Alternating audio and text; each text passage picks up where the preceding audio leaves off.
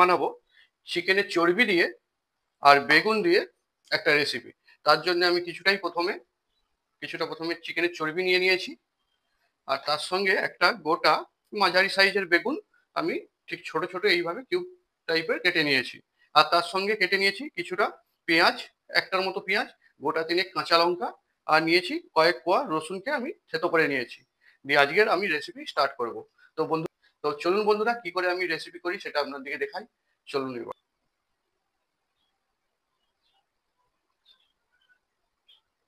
আমি কড়াতে কিছুটা সর্ষের তেল দিয়ে দেবো, খুব অল্প পরিমাণে দেবো যেহেতু এখানে চর্বি আছে। তারপরে আমি কিছুটা দিয়ে দেবো গোটা, এই তেলেতেই দিয়ে দিচ্ছি আমি গোটা জিরে, আর দিচ্ছি কিছুটা কালো জিরে। এরপর এতে দিয়ে দেবো আমি পেঁয়াজ কুচিগুলো,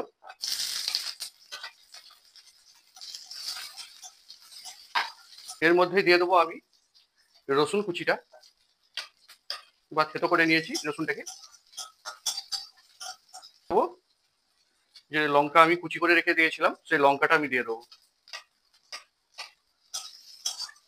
তো আপনারা আপনাদের মতো স্বাদ অনুযায়ী লঙ্কা কেটে দেবেন। আমি এখানে 3টে লঙ্কা দিয়েছি, আমি একটু ঝাল খেতে পছন্দ করি, আর যেহেতু এতে আমি গুঁড়ো লঙ্কা ব্যবহার করবো না তাই কাঁচা লঙ্কাটা আমি একটু বেশি করে দিয়ে দিয়েছি।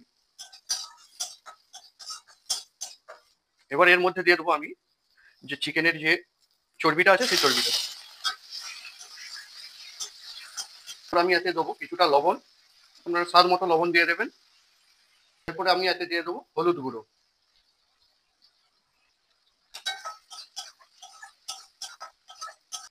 এরপর দিয়ে দেবো আমি সেই কেটে রাখা বেগুনগুলো।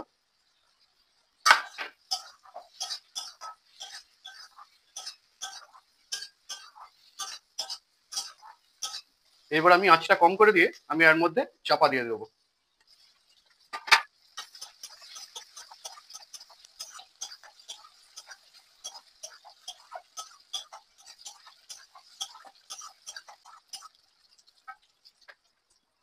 আমার রেসিপি প্রায় রেডি হয়ে গেছে, আমি গরম মশলা দিয়ে নামিয়ে নেবো।